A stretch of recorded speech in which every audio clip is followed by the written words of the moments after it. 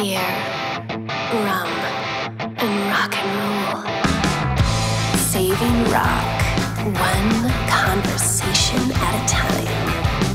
With Randy Legault and Beau Shiminsky. Who the fuck came in here, Randy? Something's a fucking awry here. This is the new COVID-friendly set we've designed. Because I don't know where you've been. You don't know where I've been. Who, you know? Did we hire a set designer? I don't know. Like, and who's she? I don't know, but she's here to stay. I can tell you that much. That is the voice of the our intro right there. Yes. That chick. Yes. I'm going to go with that. What's her name? Well, we haven't named her yet. Oh, yes. Maybe we should do a poll. What? Absolutely. Who is this? Who is that? I wonder if it's going to be a Tammy Lynn or something. Remember that whole bit on Ted? Ted. Fuck. Jamie Lynn. Tammy Lynn. Oh, yeah. Fucking Becky. Yeah. I knew it. I love that idea. Yeah. What's interesting here about this is that it's an actual velvet painting. It is. So that's cool. You know, I'm a huge Elvis fan, but Elvis on Velvet isn't quite that good. Right. Elvis on Velvet's pretty cool. I think she's got him beat. Yeah. That's all I'm saying. I mean, I'd rather look at this somehow, some way. Fantastic, man. I like the improvement. It looks good. Let's get to it. Yeah. It's all about thrash metal today. Before we do that, a viewer, subscriber, appreciator of all things beer, rum, and rock and roll Yes. has asked why we don't talk about the beer or the rum at all in the show. Beer, rum, and rock and roll. I think it's self-explanatory. Exactly. You know what? I don't want to talk about it. I just want to drink it. Right. Randy drinks beer. I drink rum. But I drink whatever's in front of me, and this happens to be Citizen Brewing Company. Okay. Right. So we're going to send this video to Citizen Brewing and say, we're promoting your show. Right. Bring us some beer. Right. And I'm drinking Lemon Heart. Lemon Heart rum, yes. Yeah. It's all about making Lee happy is really what you're talking about. And Lee thinks the show should be longer. Right. I love this guy because we're trying to trying to keep it more compact. He's like, no, make it longer. I'm like, no. Right. But you know what? I appreciate that. I think what we've learned in rock and roll in some ways is that appreciate the diehard more than the fan. You know? Right. So maybe we should curate our show more to the super fans than we do the dabblers. On that note, right. Did you see on our YouTube channel, on the Kiss episode, Top 10 Kiss Songs, buddy of mine, Dirk Delaney, did you see what he wrote? I did. That's your buddy. I wasn't know how it was connected, but he went on a biblical Kiss rant. Yeah. Crazy. He did like a huge paragraph using Kiss songs to thread the story together. Right. It was unbelievable. Right. I went through it and it was flowed just so perfectly. I just wondered how I didn't ask him, but I'm going to, how long it took him to do that. Like it was fairly involved. Right. No, like it was 70s Kiss, 80s Kiss. It was everything. Yeah, he definitely had a command of the catalog there because some of the things I'm going, yeah, I think that's a song. Or a command of Wikipedia. One of the two. Right. Either way, it was impressive. He took the time and the effort. That's right. I responded with a sentence that had a couple titles in it. I'm like, okay, that's enough. Yeah. Anyway, shout out to Dirk. That was awesome. Yeah, it was great. Yeah. Loved it. Yeah. Cheers. Cheers, Dirk. Cheers, Dirk. Yeah. Okay, buddy. Let's get this fucking show on the road.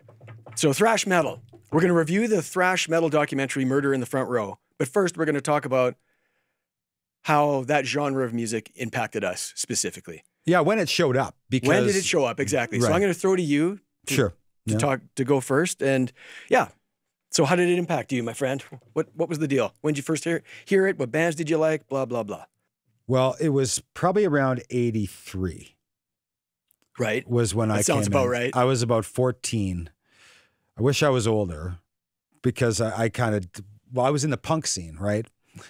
And we were really into that. But this stuff started to happen. Again, the punk world kind of revolved around the sharing of songs and stuff like that. And people kind of got hip to stuff because you weren't fucking hearing it on the radio. Like that's 100%. Right. And a lot of this stuff, it was not at a record store either. There was punk and then this stuff started to happen. It showed up. Which is very similar in that regard. No radio. Totally. Tape trading, the whole nine. Totally. Yeah. Right? Yep. So we gravitated toward it because it was heavy and fast. Yes. As a punk guy, it was fast first. Right. Then the hair was just longer. That's all. Oh, really? That's all it was. The attitude was fairly similar. Yeah. We responded to some with some aggression, some power, Yeah. and whatever. So Metallica was, Yes. I think Kill 'Em All was probably the first of that ilk. That was the biggie. Yeah. I think that's where I came in. So you came in right away, like when that came out, you remember getting it kind of thing? Well, or? I didn't get it. It was just Right. around us because It we was were around in the you punk right scene. away. We were in a half pipe. Damn it! I brought my skateboard and I was gonna put it on display here because at the time that's what we did. We were skateboarders and we listened to a lot of pretty Right. aggressive rock, and Right. that's why this worked. That really would have well. fit perfectly. Yeah. Yeah. So it was very much there. I'm just saying, like, if you look at footage of a punk band show Mhm. and look at footage of an early thrash metal show and not the band, just look at the crowd. Same. Pretty much the same in terms of what's going on. Mhm. Different haircuts, safety pins instead of bullet belts. Very similar though in terms of the vibe. Is all I'm saying. Yeah. So that was my gateway. So in. Kill 'Em All, skateboarding, and then what? How did it progress from there? Did you buy all their stuff, or who else did you get into? I mean, I think my first record I bought was probably Puppets, but Right. on the Metallica side of things. yeah, But we listened to a bunch of stuff. Now, Slayer was another probably Right, at the same dawning, time, yeah. happened. yeah, And it was just even more faster. yeah. You know? It was. Yeah, It was faster and heavier. I wasn't man enough for Slayer. I'll just admit it. Hey, I haven't gone back in a while, man. I couldn't do You it, know what I man. mean? But at the time, this is what Yeah. the energy around us was. There wasn't enough melody for me. Yeah. I need the melody. I need some melody, and I need that vocal to be a certain thing. And Tom Araya, I think he's a cool guy, but he just doesn't have what I want. Right. That's all. No. I And get it, though, to each man. his own, but yeah. Yeah. Yeah. They are uncompromisingly fucking thrash Yeah. right across their whole career. They're incredible. Yeah. Right. But those were the two biggies. Slayer, Metallica. Slayer, Metallica, Yeah. in my peripheral Right. were the two. Again, just to keep things going Mhm. on that regard. Like, are you going to shows? Are you buying, Justice for All and the Black Album? Are you getting into Megadeth and Anthrax and Testament and all these bands? Or is it just No. specific stuff? No, exactly. Or It was you a were very doing other limited things? supply for me. Like I Right. didn't go head over heels for it. Okay. I didn't have the money for it. And then I ended up going into school elsewhere and all Okay, of my gotcha. whole geography changed. The people I hung out with changed. Right. Everything changed after I had to go away to school Right. for issues of not going to school here. And I had to make a decision. I see. Then that changes everything. Like, yes, I was the headbanger that went to this private school in the middle of nowhere, Saskatchewan. Right. Yes, I was. Right. But did I have access to the new records in I a see. small town south of Regina? It's like, Right. I didn't have that luxury. And plus I was still a little young, right? Like Sure. I was 15, 16 when that happened. I like the way you put that. I had to go to this other school because I wasn't going to this school. That's awesome. Yeah. So I see. Okay. yeah. All right. So you're So I early. You're early in, and then your life shifted, and shit No, happened. And I you're- appreciate all of it. I Right. appreciate the time. Yeah. I have great memories of the Now time. through the years, though, did you go back at all, or you know what I mean? Like, you know what? Megadeth did that for me. And that was kind of a strange one because it didn't happen till much later when, I don't know, maybe winning Grammys or whatever it was that kind of happened. You're going, why didn't I pay attention to this? sure, Right? you get in when you get in. That's exactly, and I, It's whatever. right or wrong, it's not what, Absolutely. Don't give me shit for that. No. It's just what it is. And so I did go back when I started to pay attention Gotcha. to Dave, right? Right. Like, Because his talent is fucking undeniable. yeah. Yeah. You're in and out of the scene, Totally. listening wise, anyway. Yeah, but I'm a musician and I'm an Mm-hmm. appreciator of all kinds of forms of music. And a guitar player. Well, How you not gonna know who Dave Mustaine is? right. Obviously. Right. But also Yeah. just, starting to pay attention to what he's writing and what he's lyrically Right. writing about Right. and just the interesting arrangements that he's doing, brought me back in. Not on the same level as when I was in earlier, where arrangement was just seek and destroy. Like, yeah, you know what I mean? It's right. Things got more complicated. Way more complicated. That's right. Which makes this music even cooler. Right. Because of how it's evolved to be something hugely musical. Totally, right? Right? Yeah. So why I'm a fan is probably all those things right there. Right. Yeah. Yeah, I hear you. It hit me fucking hard. Yeah, so, okay, so that was my end point. Yeah, my end point. You're a little older, so let's remember Randy is older than me. How old are you? I was 51 a week ago. Yeah, so I'm 3 years older. It's not I know. But that as a kid and a teenager when music was happening, that's right. That's a decade and a half. It can be a big deal, for sure. It was. Yeah, yeah. So my story is, I got a buddy who's a bit of a backyard mechanic and had this piece of shit car. Right. And he's working on it in his alley. And I'm watching him. I'm like, handing him wrenches and shit. Right. That's about the extent of my mechanical ability. Yeah. Right. Hey, man, I'm with you, Right. Yeah. And a couple of his buddies who I don't know come ripping down the alley in this piece of shit car with the stereo just fucking cranked. As you did. It's in those days, man, no one hassled. It's on 11. I'll never forget this. It turned out to be Kill 'Em All, but I don't know what that is yet. Mm-hmm. So they come driving up and it's fucking hit the lights or whatever, and it's just fucking cranked. And I'm like, what the fuck is that? I remember thinking this to myself, because I'm listening to Rat and Motley Crue, and I'm listening to Maiden and Priest, but this is not that. Right. Like I'm listening to all that shit. Right. So this would be like 84, 85 kind of thing, right? Right. So or 83, yeah. I'm 17, 18. Kind of thing. I could see how that happened. Go on. Okay, so I'm fully immersed in the rock metal thing, right? But Metallica is something different entirely. Yeah. Nobody'd heard this kind of thing before. Yeah. Even if, you dabble in Motorhead, and that's getting close, but it's still not quite that punk metal fusion thing, right? Yeah. So it just sounded like a bunch of fucking racket. Yeah. I go, what is that? And that's all I thought. You thought it sounded like racket? It was so loud, and their stereo sucked. So there's that. Okay. All right. But I mean, there's a big difference between Judas Priest and Iron Maiden and fucking Hit the Lights. There just is. No, for sure. Right? For sure. Yeah. So, and that was that. A couple years go by, year and a half, 2 years go by. Right. I didn't really think anything of it. This is all hindsight I'm talking, right? Right.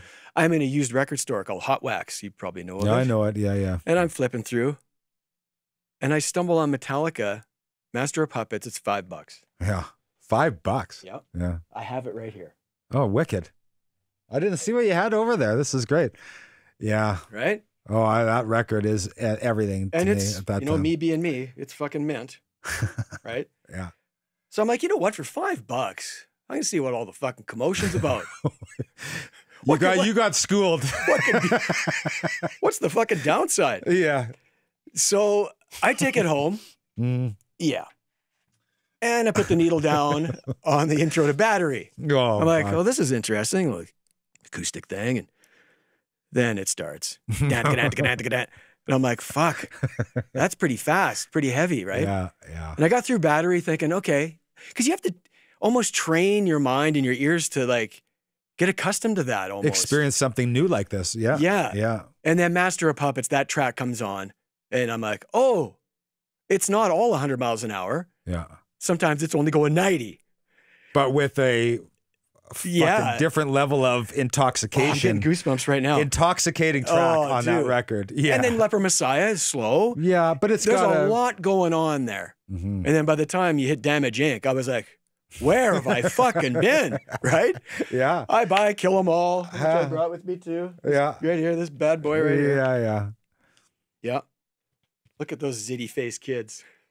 Yeah, you got to know that these guys are like 19, 20 at this time. This humongous beer's probably. They were they 18? No, that's what. Dude, you want a stat? It's 18. Got to be 18. They recorded Kill 'Em All, Ride the Lightning, and Master of Puppets before they were 25. Yeah. Wrap your fucking head around that. Yeah. Like these guys were fucking going for it. I mean, the songs are just pouring out, right? Anyway, so that's what happens. And then I was hooked. So then I buy Kill 'Em All. Yeah. I don't have Ride the Lightning on vinyl for some reason, but of course I bought the cassette or whatever. Mm-hmm. And then I saw them live for the first time at Max Bell Arena, holds about 2,000. Right. And this was just after Cliff Burton died. So it was Jason Newsted's first, I believe it was his first tour with Metallica. It was through Canada. Right. I think Metal Church opened, if I'm not mistaken. So I go to that show, and I'm like, this is the best thing ever. Like, it was just so awesome, so loud, and just so fucking, they're so young and hungry and just going for it. Hey, it was incredible. And I've been a lifelong fan ever since, right? See, that's the beauty of the music and the time. At that time, it was just fast and furious, and everything that was not pinned to your ears everywhere else you went on the fucking planet. Yes. Because that was pop fucking radio or country radio or whatever. And the stuff was just, it was uninspiring for a youth guy in the 80s. Oh man, it was so easy to connect with this music because everything else was just so wrong. Well, a lot of it was, but I'm not listening to that. Like the 80s, if you were into hard rock, metal, and heavy metal in the 80s, it was unbelievably wicked. It was awesome. No, just what I'm just talking about when it showed up. It was like, oh, breath of fresh fucking air here. That's all I'm saying. Breath of fresh air, but they're still made. Oh, I'm saying, believe me, I get the old side of it, but as a kid, you're inundated with all this stuff that's around you. Yeah. Way more than the stuff you want to be around you. you know? See, that depends. Because I'm not really, I don't have my ear to top 40 radio when I was that age. I had friends who were into music and we listened to this shit. Yeah. We're listening to fucking Power Slave and fucking Judas Priest and Motley Crue and Scorpions. I'm not listening to fucking Hall & Oates or whatever's on the radio. I'm just not. So it had that had no impact on me at all. Huh. Yeah. Yeah, see, for us, it was the 80s were fucking wicked. Well, for me, I didn't have dough. I didn't have anything really, you know, to get music that I wanted. I had to rely on others for what I was ingesting in my ears. Yeah. You know what I mean? Yeah. I just didn't have it. So my ears got pierced with. Well, I feel bad for you because that's unnecessary. Oh, yeah. You know what I mean? And it was like, you know, I got to my buddies and sure, I spent a lot of time out of the house, obviously, because the house wasn't inspiring to me, right? But my buddies were, and what we were doing. But yeah, I was exposed to it was an easy gravitation for me. You know, it was like, I like the speed, the aggression. It's everything that what I'm hearing throughout the day is not. Thank you. Right. That's it. Yeah, you got to turn off the radio or whatever, man, because throughout the day, I'm listening to everything I like throughout the day. Fuck. Because the 80s, man, you had 70s bands like Priest and Sabbath with Dio, awesome. Like you had these older bands still kicking ass. You had these guys kicking ass. You had the whole Sunset thing, a lot of that kicking ass. Like the 80s were fucking phenomenal. For metal, there's not a better decade. We're not questioning the metal in the 80s. I'm just saying that for me, the 80s were unreal. So Metallica, on board. And then who's next? Well, who's on their coattails? Like right here all the time? Megadeth. Yeah. Metallica releases an album. Yeah. Megadeth releases one. Yeah. Fucking wicked. I buy Peace Sells. Yeah. Second album. Who's buy buying, that one. Randy? You are. I am definitely buying. Oh, where is it? I brought it here. Yeah, this bad boy right here. Yeah. Yeah. I mean, I love Metallica. They're my favorite of the big four thrash bands, but Megadeth is right fucking there. Yeah. And then you buy Killing It Is My Business, buy that. And then I bought every one of their albums after that, just like Metallica, for better or worse. Right. I mean, I'm in, right? Right. And it's easy to compare those two bands because Mustaine was in the band. Right. Right. And he was always chasing them. And I thought a lot of their albums are better, if you ask me. Megadeth? Oh, yeah. And there's something about Metallica where people gravitated, they knew the members and stuff. Mm-hmm. Whereas Dave didn't really have that, right? No. I mean, he had that one lineup with Nick Menza and Elfson and Marty Friedman for 3 or 4 albums. Other than that, it's the Dave Mustaine show. Mm-hmm. And I'm not saying there's anything wrong with that. It didn't feel as much like a band a lot of the time. Right. Even though I still loved a lot of the stuff. No, it's a Dave Mustaine solo project called Megadeth. Right. Yeah. But just goes to that, on the positive, nobody from Metallica could do that. James Hetfield needs Lars. Dave doesn't need anybody. Yeah. That's how fucking talented that guy is. And I'm glad they kicked him out.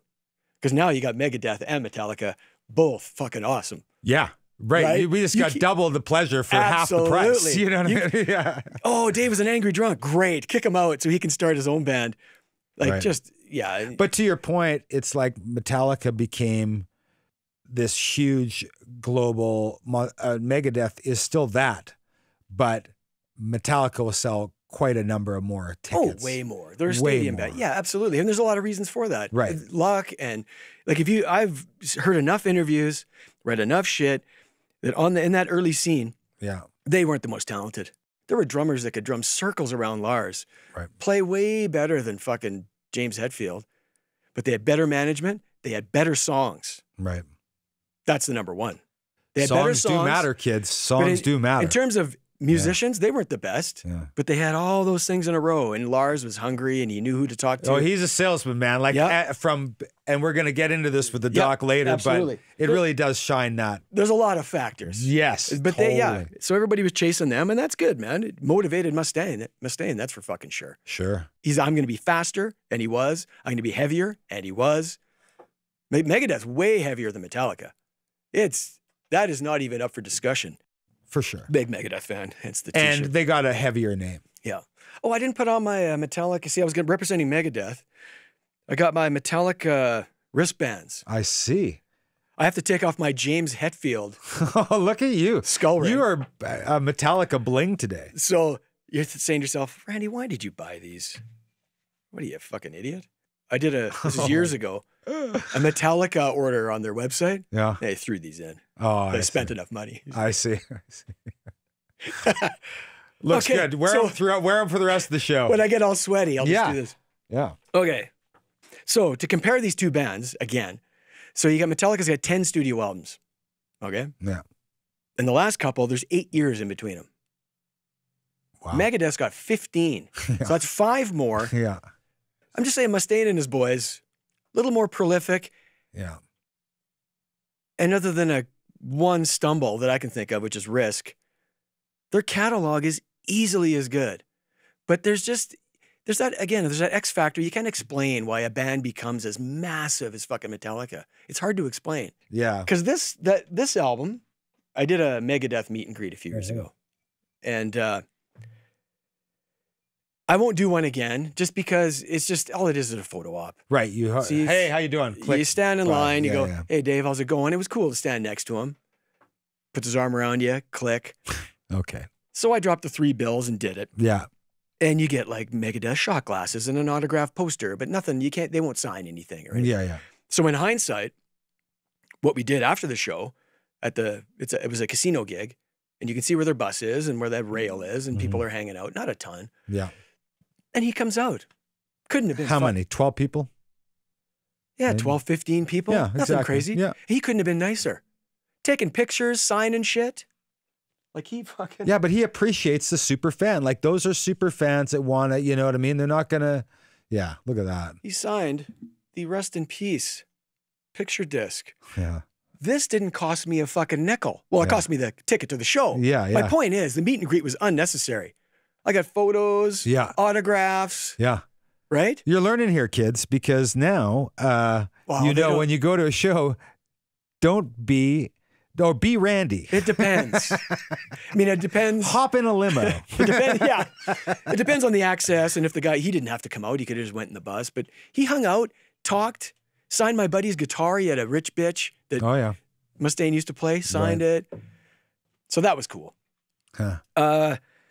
The only other band I want to talk about in any detail is Anthrax. They're the other band I really like. So out of the big 4, I love Metallica, Megadeth. We talked about Slayer, can't do it. But Anthrax I love. Among the Living comes out, sit around the same time. Yeah. They're always about a year behind Metallica, right? They were catching up all the time. Yeah. And love it. Again, because it's heavy, thrashy, melody in there, and Joey Belladonna can sing. Yeah. He's not going, he can fucking sing. Like really sing, right? Anyway, love that band too. Like I even love when Joey left. Like John Bush came in. Right. And then they started to sound a little more Metallica-ish. I still like some of that. Like Sound of White Noise is great. But then that ran its course and Joey came back. And their last 2 albums, Worship Music and For All Kings, some of their best shit. It's fucking wicked. And I got to see them on both those tours. Small venue in town at the university. And got to meet Joey, hang out with him. So this was fucking wicked. So John Garner, whose name has come up many times on the show. Yeah. Through him and through where we used to work, we met a guy who Joey used to work for when he left Anthrax. Right, like on a horse farm or He was something. working on his acreage doing something non-musical. Yeah. Right? Hey, clear your head. I love it. And so this guy asks John and I know you guys are into music and you're into that heavy, weird shit. Yeah. Weird shit. Well, yeah, weird shit. Yeah. He's not into it, needless to say. Obviously. We're like, yeah. Do you know who Joey Belladonna is? We're like, yeah. You know who Anthrax is? Yeah. Well, he used to work for me. So this is around the time where he just got back together with Anthrax. He goes, anytime they come to town, let me know. I'll call him. I'll hook you up. You get the full fucking deal. Full treatment. Right. So this is what happens. So we show up at the gig and John's texting Joey. That sounds weird right there. Yeah. Singer for Anthrax. yeah. Oh, just I'll be done the official meet and greets in about half an hour. Go have a beer and I'll meet you right at where the bus is. And there he is. Hey, you guys want to grab a beer and hang out in the bus? I'm like, yeah, I do. Yeah. I do want to do that. He doesn't drink, but he doesn't give a fuck. Cracks the fridge open. We're having beers with Joey Belladonna in his bus. And I think you sent me photos. I'm pretty sure you did. Yeah. He couldn't have been nicer. Right. He was so awesome, down to earth and cool. When was this? What year was this? Oh, God. When did that album come out? That was when he returned. So that would have been like 2011-ish? Yeah, I was thinking there. Yeah. Around 2011. Yeah. So we're chit-chatting. It's all great. The guitarist in the band, Rob, he comes in at one point, grabs a drink. The other guys were in the dressing room in the venue. Right. So anyway, this is kind of funny. I'm like, okay, this is all great, but I want to meet the rest of the band. This is what I'm thinking in my head, right? What the fuck? Right? You know me. You're not good enough, Joey. Yeah. You know me, I want more, right? I go, any chance meeting the boys? Yeah. He's like, oh, we got lots of time. Yeah, I'll take you back there. Chit chat. One of the road crew comes in. He's like, Joey, we got to get going. Well, his watch was an hour off. Oh, right. Okay. He goes, oh, holy fuck. Okay, so let's get going. So we go back there. So we got a photo op with Scott Ian and Frankie Bello and the boys. Right. But it was super quick, right? Okay, we're about to go on stage. Click. And then Joey goes, well, do you want to walk out with the band and then watch the show from the side of the stage? Yeah, I do. I do want to do that. I don't think you responded like you just did. See, now that's Randy trying to act cool, kids. But what he probably would have done is he peed his pants. Yes. And then he went, he's going, does anybody have a tissue? And then, yes, mister, please, can we please? Yeah, I could see that. Do you ever change your underwear? Yeah. You mean I could be at the side of the stage as opposed to in the pit with all those drunk fucking knuckleheads? Yeah. No, I'm good on the side. So that's what we did. We walked out with the band. We're on Scott Ian's side where he's switching his guitars. So we got to see him like 4 feet away. He's switching his guitars. Awesome. But when the show starts, Joey's standing off to the side and the band's playing. Like he makes his entrance. Right. Well, we're standing right next to him. Right. The band's out there like, yeah. Right. It was just wicked, dude. See, but that's a guy that knows the kind of experience you're getting, which you don't get. No one gets. Like, let's just get it clear. No one gets this experience. Yeah. You know, there was a couple people, but it was, you know what I mean? Like this is outside. This is just pure luck and just. Good for you. It's all gravy. And that happened twice, by the way. So the next time they came through town, same thing. Right. How's it going? Side stage, the whole 9 yards. It was just unbelievable. Yeah. Yeah. So I love that band too. Right. And that's about it. Megadeth, Metallica, Anthrax. I like some Testament. Like Practice What You Preach, I really like. But they're like a best of, and I'm good. Yeah. Right? Again, Slayer's too much. And I like some Overkill. And that's about it. Yeah. You know? But those bands that I'm into, I am fucking into. Right. Like I've got all the albums and all that stuff, right? Okay, buddy. Are we going to talk about this documentary or what? Yeah, we should, because it was just so fucking great that there's a doc that is going to hour and a half me into a Right. world that I fucking love, Yeah. you know, and I can relate to on every level. You Right. know what I mean? It's like, this was awesome to watch. And I had heard about it, rumblings, but when I saw the trailer, I got excited because the big boys are in it. Because you're never sure if there's some dough behind it and what it's going to be like, but all the boys are in it. Yeah. Except for a couple And thrash exceptions, metal but- was never about the dough, man. It was about the music of the times. No, Like, but it you was- need, for a good doc, you need some dough. No, for sure. Yeah. For sure. And you need the interviews. Yeah. That's the biggie for me. If Right. you're not getting James Hetfield, Right. why are you having there's no thrash doc? Right. Okay. Well, they didn't sell us short there, so that's what's great. So I saw that in the trailer and I was all on board. Okay, you know how I like the synopsis? Give it to me. You ready? Yeah, ready. It's a little long, but bear with me. Okay. I'm going to cue some music to give Randy a bed track here Yes. so that he's got something That would be awesome. to monologue over. Because Okay. not everybody knows what we know. Yeah. All right. Let's Okay. start. In the Here we early 80s, a small group of dedicated Bay Area, San Francisco, headbangers shunned the hard rock of MTV and Hollywood hairspray bands in favor of a more dangerous brand of metal, became known as thrash. From tape trading, like you were talking about earlier, to clubs, to record stores, fanzines, director Adam Dubin reveals how the scene nurtured the music and the music spawned a movement.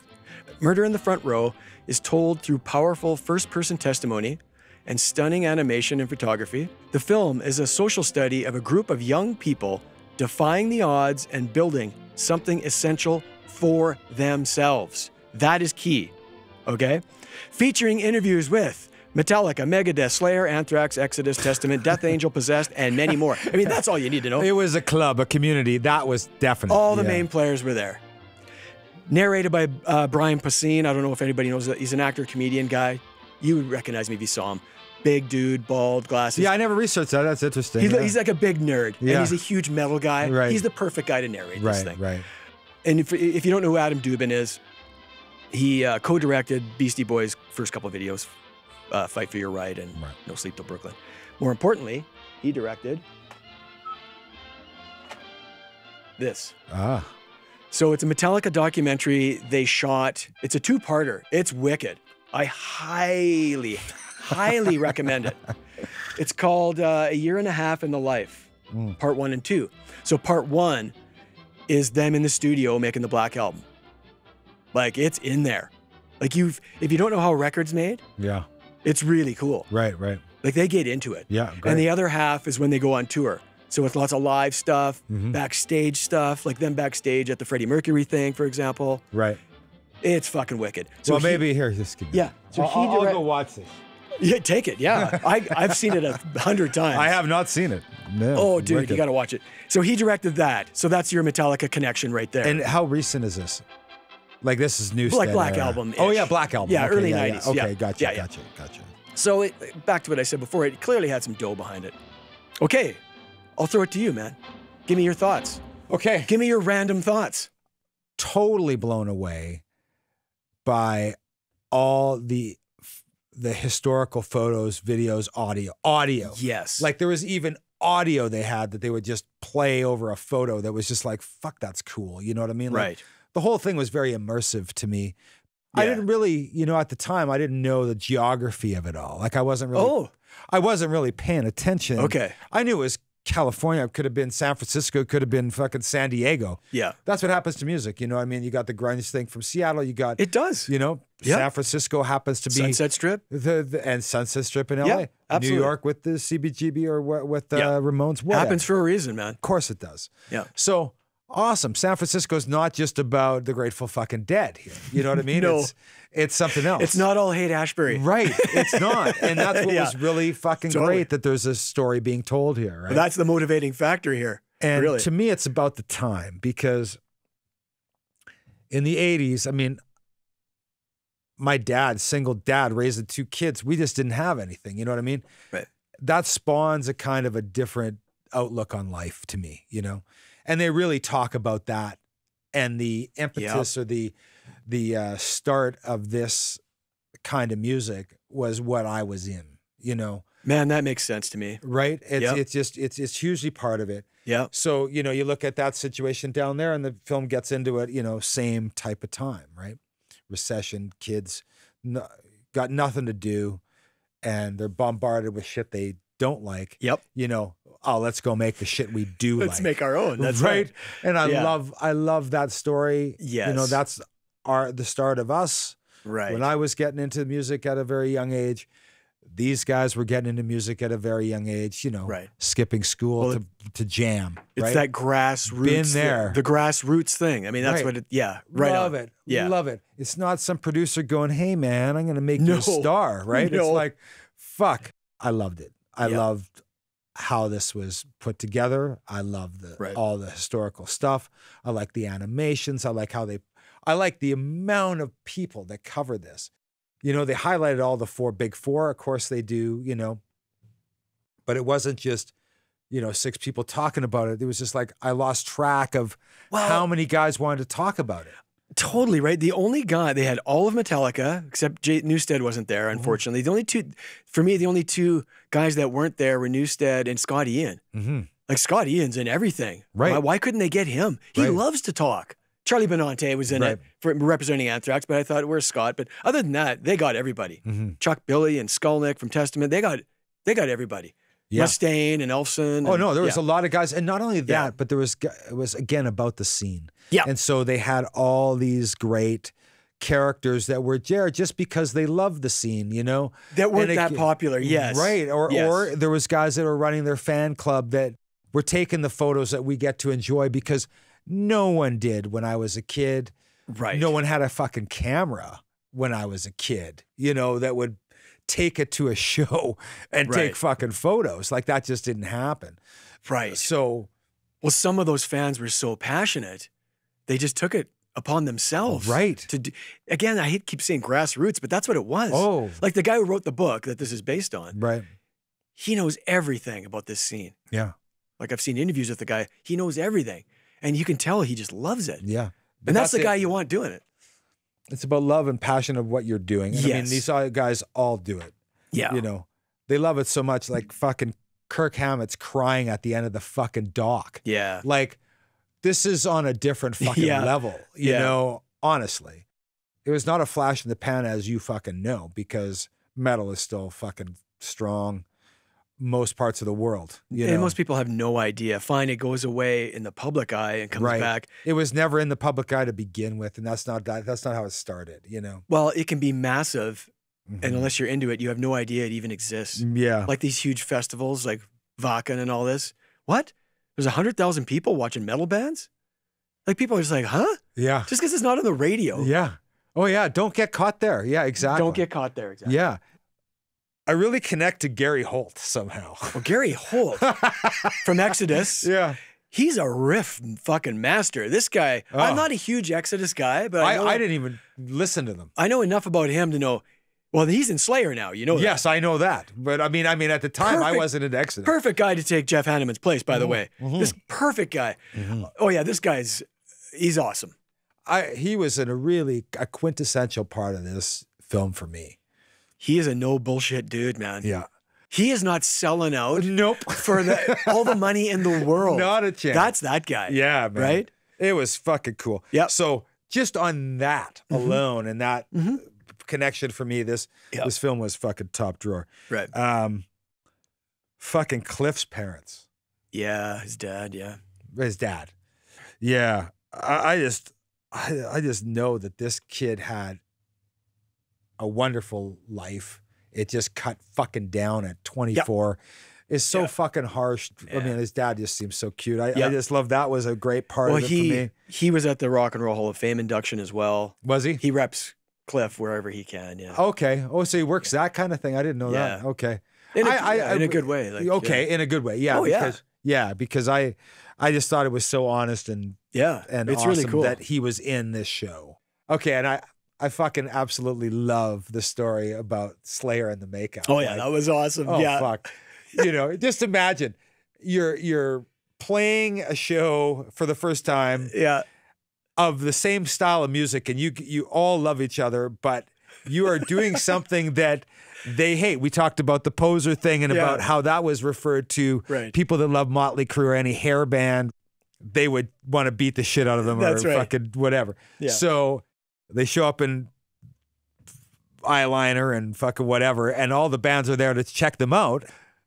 they're taunting them and they're putting up signs and they're bringing out paper towels or something from the bathroom to wipe it off. Like they're giving the band on the stage an opportunity to wipe it off in front of them and say, "How dare you?" Yeah. Fuck. Can you imagine? That's pretty funny. Because they want to be so badass and they want to so impress, and they're all giving you tissues to fucking change something you did. And what was so cool about it was that, and I think Araya talks about it in the Dog Sand, you know, that was the last time we did it. Yeah. You're not gonna. That was over at that point. You're not going to take that kind of heat after that. Oh, fuck. But imagine how long they were doing it at that point. You know what I mean? Let's not be. I mean, it did look kind of evil, but no makeup was allowed. You know, this is not happening. No, they made it clear. Yeah, you mentioned it earlier about the Mustaine doing it faster. Oh, yeah. But I love how they talk about in the story that it was the fanzine guy was getting, Dave Mustaine was sending out his music for the first time to a few select people to hear it because he was back, not in Metallica. After he was out, yes. Right. And coming back and sending this out. And the one guy said, I hope it's faster than Metallica. And so they went back in the very next rehearsal and said, we're speeding things. Every song of ours, we're speeding up 10 to 15%. Yeah, totally. And I'm just like, yes, this is why I really love this band. That's so awesome. Yeah. More beats per minute. It's just got to be faster. That's it. You know, it's got to be as heavy, but it's got to be faster. Fucking funny. And easier said than done. You got to be able to play that fucking fast is the other thing. Well, and you know, he is one gifted motherfucker. Yes, he is. You say what you want. Yeah. He is awesome. Yeah. So that was, you know, I loved it, Randy. I mean, there's no question. I liked it too. It's on Amazon Prime for those of you who want to check it out. Right. Okay. You know me, I'm going to be all over the place. Yeah. Okay. I just jot things down as I see them. Okay. Jim Martin, the guitarist for Faith No More. Right. Unrecognizable. Yeah. I'm like, who the fuck is this? Until they put the super up. Right. I had no idea who it was because he had the slash hair, the fucking goatee, and the red, sometimes mostly bright framed glasses on, usually. He had none of that. Right. I would never have recognized the guy. He just had the glasses and that was it. Like, I'm like, who the fuck is that? Oh, it's Jim Martin? Wow. Because I love Faith No More. Right. And I didn't know who he was. So I was a little, what the fuck? I also made note of this. At the end of the day, a thrash metal documentary really becomes a Metallica documentary. Now, this is not a negative. They were the first. They're so much bigger. It kind of just becomes that. Because they're all talking about them. So there's that. I mean, that's just, I knew that was going to happen. Right. You got all four members in it. Right. And they're the Kings. This is what's going to happen. Yeah. What else? The Kings. Well, they were the first ones to take it worldwide. They were. And they were, like you said, they wrote great fucking songs. So done. They did. Oh, yeah. Here's what I didn't fully appreciate, and this is not a negative. It's really just about that short period of time and how that scene formed. Like, you're not going to get a bunch of people talking about how they made Master of Puppets. Like, they hardly even mentioned albums. Like, they only mentioned a handful of them.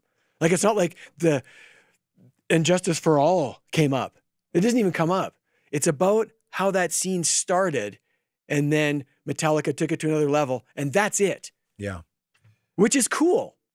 But there's the geek part of me wants it to go off in those rabbit holes, right? But it's not going to. No. Just so you know. No. They're not going to talk about being in the studio making Master of Puppets. It's not happening. Right. It's about those bars and when they were kids and shit. The animation was cool. We talked about that. Yeah, crazy characters and wild stories that I'd never heard. Some of these, I didn't know everybody that was talking. Most of them I did. But a lot of them I knew didn't. A couple of them. Or are they talking about, you know, this woman who ran this bar? And I mean, that stuff was cool because I had no idea. Well, it talks about the people that made it available for people to play. This has made it always hard for us as a band. Right. There was only a couple places to play, especially when you're young. Right. Like underage young. There's not many options. So here, I think you should be praising and putting on a few minutes of a documentary about the people that made this all fucking possible. Yeah, the availability really relied on these type of people. And you need these type of people to allow you to play original music. Like most of them want you to play some fucking shit people know. Oh, they're talking about Like, so- this venue where Yeah. they're playing, where people are hanging off the plumbing and probably causing damage and breaking toilets and stuff like that. And these people would let them back in the next weekend to do it all over again. Could you imagine? That takes some fucking balls. Could you imagine man. what that place looks like in the middle of the day? Oh, anyway. Wow. Fuck. Another thing I thought was cool is all these guys, they kind of took what was going on across the pond and brought it back. So these guys are all into UFO, Diamond Head. Michael Schenker group. Yes. Well, UFOs first. I know. Budgie, Misfits, you know, Maiden, early Maiden, Motorhead, early Motorhead, before it was cool. Oh, They're taking that, yeah. using that, and then doing their own thing with it, right? Especially Metallica, they would take like Budgie. Who the fuck? Nobody knows who Budgie is. Mhm. Most people still don't know who Budgie is. Mhm. They would take their songs, or Diamond Head, play them live. Mhm. They're not going, hey, this is a Diamond Head song. Yeah, no. They're just playing it. Music. And people think it's theirs. I know, I love that. This is a brilliant move. Yeah. Because I had no They idea. associate that band to that song now because that's the only time they've ever heard it. Have you heard Am I Evil from Metallica? Yeah. It's wicked. Yeah. Then you find out, oh, it's Diamond Head. Mhm. And though Diamond Head specifically, like they've made a lot of money off Metallica, as Sure. they should, Yeah. right? So that's cool. I don't know if most hardcores know that, but I thought I'd mention it anyways. No, but that's all a part of it. It's like at the time there was not really, you're so young, Yeah. you're inspired by music that sounds good. You can't write that yet. You know, you're working on it, Right. but you need something to show off your abilities here, right? And that's how you do it. yes. You know, they But have at that age, you have to, man. They could have covered Motorhead and everybody would know. right. That's all I'm saying. These are yeah, obscure, because where it was from. these Yeah, are yeah, yeah. obscure fucking bands that Yeah. nobody knows who they are. Another thing that was really evident to me is there's no distinction, or very fucking little, between the guys on stage and the guys in the crowd. Whereas the stuff they're fighting against, the Rats and the Motley Crues, as much as I love that, huge distinction. I mean, I'm not walking around in makeup and fucking leather pants. and Yeah. nothing wrong with that. Love that. These guys look But- like the headbangers in high school. That's period. You're That's interchangeable. it. Yeah, Like, yeah. and that's what a lot of that's part of the appeal. Hey, that Mhm. could be me up there. And right. And that's cool. There was no rock star fucking thing going on at Yeah. all. yeah. Right. Oh, yeah, I wrote this down. Kind of like watching the punk documentary. Once again, I'm watching this early Metallica footage or Exodus, whoever it is, thinking, yeah, I want nothing to do with being in that crowd. Zero. Right. I like watching it in my living room, but I'm not angry enough. I Yeah. don't like being sweaty enough. I just got off on the sound of the music. Yeah. I didn't relate to it in a pissed off, fucking my life sucks teenage thing. I just liked what was in the grooves. Yeah. My experiences mainly were on the stage. And when I wasn't Right. playing, yeah, I'm not in the circle. You know what I mean? I gotta Wearing think- your wristbands the size of, you know, I whatever. got nothing against that. that's not me, right? No, they talk I'm- about some dude on this doc named, what was his Rampage? Right. Some crazy name. Some yeah. crazy dude on here that he's a fixture at these shows. And it's all about that for him. That's the reason he exists. And you what know? I don't get about that, and hats off to him, like he's getting off on the music, and I get that. Mhm. I want to watch the band. I don't want to be distracted from it. Exactly. I want to watch Kirk Hammett's fucking fingers. That's just where I'm at. Mhm. I get the getting off on the music. You can't do that at home. But same thing, exactly it. that. It's the music was just Yeah. a bit more interesting and a bit more into the music rather than, you know, like you said, you want to watch this fingers play it. Yes. You're into the music. You're not Yeah. into watching some guy make room for the guitar player to slide by his amp here to allow 8 guys to come on and throw themselves off the stage. War dance, as Scott Ian would say. That's Yeah. exact. In a nutshell, is why I went that way. I love watching it though. Like I love Sure. watching that mayhem. Sure. I think it's awesome. I Sure. just want no part of it. That's all. I get it. Okay, this whole Posers Must Die thing. I know this has come up on the show before, but I'm just going to say it again. And I'm going to respond to it again. Sure. Go. Look, I get you need something to fight against. So I understand that these guys, fuck the Posers and, you know, like Rat and Motley and all that scene that was going on in LA, because they were not accepted there for obvious reasons. They had to go back to the Bay, get their own shit going on. I get that. You need something to fight against. What I don't get is why you can't like all of it. Because I like all of it. Mm-hmm. I like Metallica and Megadeth and Anthrax if I want that. I also like Rat and Cinderella and Motley Crue and Dokken.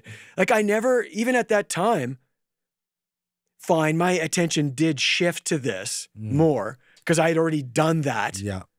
But I didn't not listen or shun it or not listen to it. You didn't want to go beat somebody up over it, Randy? I didn't want to kick somebody's fucking ass That's about at the root of it, at the root of the Thank problem. you. But I don't understand this. I will tell you in a nutshell why it happened. Because you're talking high school. You are talking clubs. True. You are talking this. Well, a little past maybe, but yeah, you're right. It's young. It's young, Yep, right? You're right. So you got these little factions. You got your punkers, you got your headbangers, you got your fucking preppies, you got this and that. Yeah. That's where it comes from. You got a group of dudes that really love one thing, you know, and there's a group of dudes that really love another, and you're that old. I bet you a lot of them secretly did like some of that stuff. I know I did. But because you need a scene like that needs a bad guy. It does. Sure. And, Madonna could have easily been that bad guy, and that would have been it, or Bruce Springsteen, or yeah, but that's far removed. Huey Lewis. In your world, the bad guy is glam metal, and it was. They hated it. You can talk about image. Yeah, that Sunset Strip thing was over the top with the glam thing, Yeah. but every scene has an image. That's no more of an image than bullet belts, black T-shirts with the sleeves cut off, and high top fucking runners. That's an image. Sure. So is Springsteen and the Levi's and the fucking bandana. So is the plaid shirts and the fucking Doc Martens. in Every Seattle. scene has one. Right. Punk with the safety pins and the mohawks. Back to the point of the little groups in high school. It's Fast Times at Ridgemont High. There's Pat Benatar over there. Right. There's this and that. So it's which one do you relate to? Right. And in this case, these kids didn't want to dress like fucking Rat. Nope. They want to look like James Sure. Hetfield. And you don't have to dress like it to relate to it. I never dressed like fucking Motley Crue, but I still thought it was cool because it's cool in a different way where you don't see yourself on stage. You see something larger than life on stage. Mm-hmm. And that came from David Lee Roth or whoever. And that is cool too. Yeah. Where I'm not going to be that. I'm never going to have the balls to dress like that. Yeah. And that's cool too. Yeah. So I'm just saying I fucking liked it all. Yeah, you Fuck know, 'em. I found all music at certain points, you know, and I just embraced it because I liked it. The whole firing of Mustaine, gloss over. I know the story. Yeah. Hardcores know the story. I think they could have went down that rabbit hole a little bit. I They love didn't how say- Mustaine doesn't fucking talk about it at all. They didn't say shit about it. I thought that was weird. Anyway, They just mentioned when Mustaine left the group. that was it. That was it. Yeah. They didn't even say. They didn't say fired or let go or They anything. didn't say, well, because he was kind of a violent drunk, and Nope. they didn't say shit. So I thought Nope. that was weird. Yeah.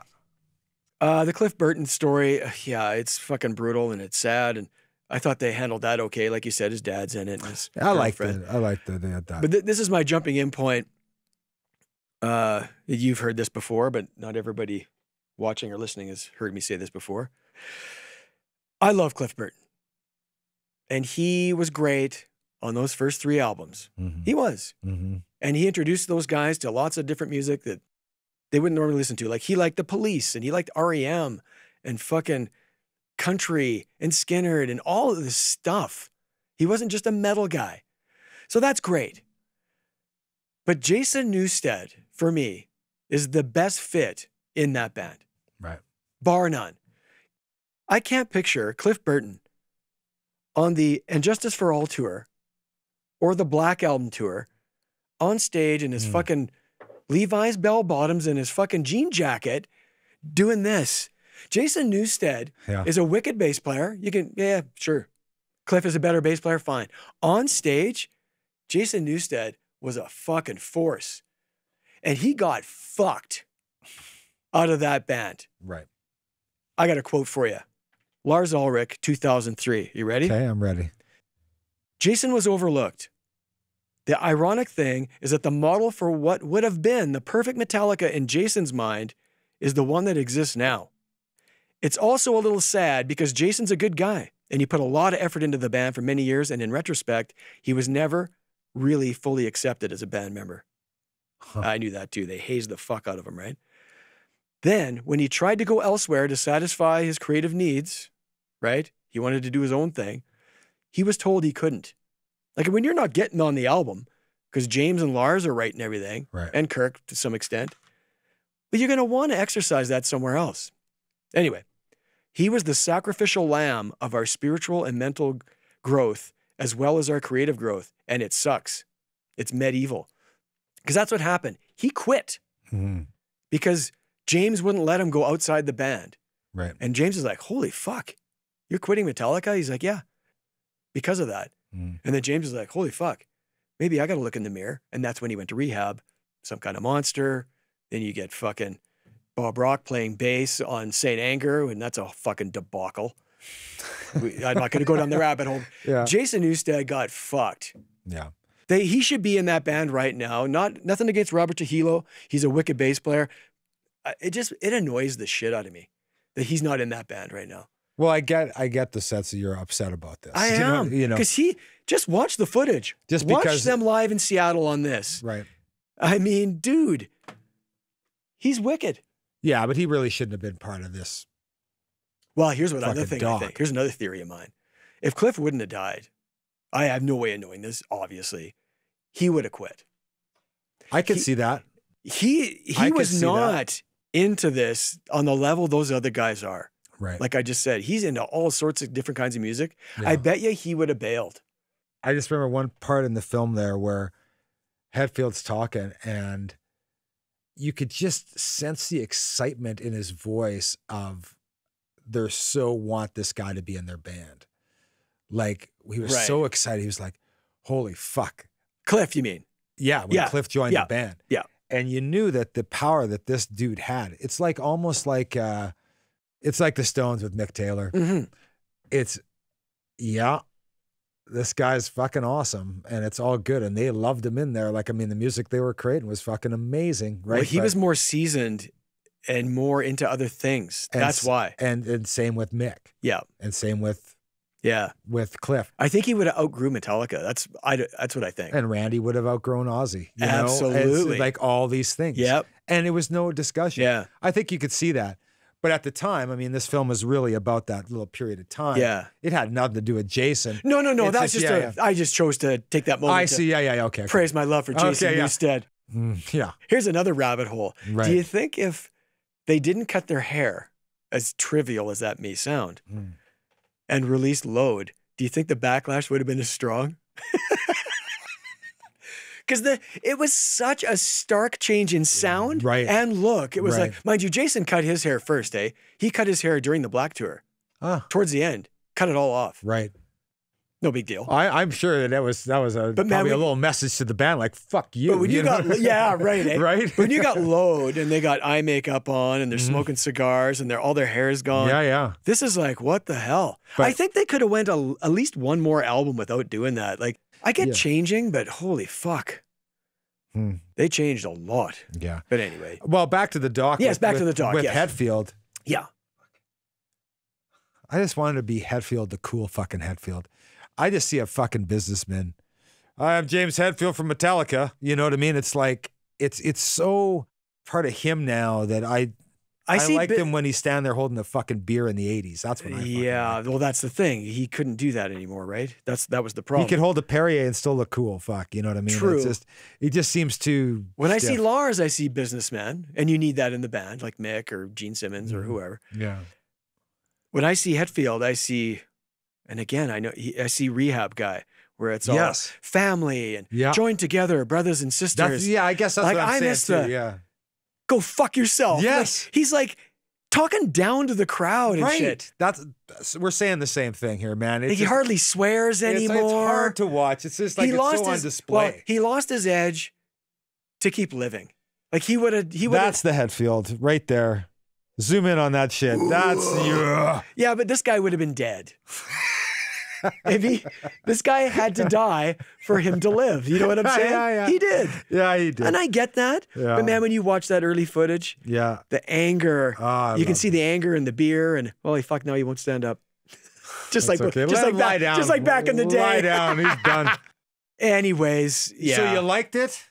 Yes, to sum up, Yes. after all that rabbit holing, Yeah. I did like it. You got anybody who's into music, Yeah. even if you're not, again, a good doc, you don't have to be that immersed in the topic. It's well done. It's a really cool scene that they profiled. They did it well. Definitely worth looking at. Absolutely worth looking at. It was a great time Yeah. in my life, and I'm, Yeah. you know, definitely guided by that. Man, I don't, do you see a scene like that? Nope. That comes from nothing? I don't see it happening. No, I don't. Not and in that's the why rock I'm world. super happy that I was part of it. Me too. And that I'm able to watch others part of it and bring me back to that time. Totally. It was And I love fucking being born when I was. Yeah. Because I experienced 70s, 80s, 90s, like, Yeah. right? Oh, Especially in, obviously in the rock world. Yeah. Beauty. Yeah. Okay, brother. we're done. We're I'm out. done. Cheers. Okay, cheers, buddy. Cheers. Peace Cheers, out. everybody. We're out.